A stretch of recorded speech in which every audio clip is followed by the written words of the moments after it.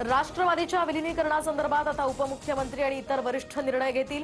छगन भुजबळांची प्रतिक्रिया, तर निर्णयाचा चेंडू आता सुनेत्रा पवारांच्या कोर्टात. दोन्ही राष्ट्रवादीच्या विलीनीकरणासंदर्भात बैठकीचा जुना व्हिडिओ TV9 मराठीच्या हाती. 17 जानेवारीला शरद पवार आणि अजित पवारांची चर्चा झाली होती.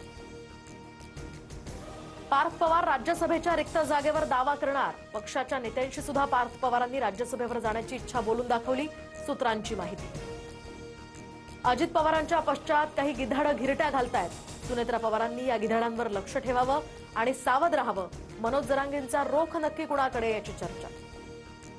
पंतप्रधान मोदींकडून सुनेत्रा पवारांना शुभेच्छा. अजितदादांचं स्वप्न महाराष्ट्राच्या पहिल्या महिला उपमुख्यमंत्री पूर्ण करतील. मोदींचं ट्विट.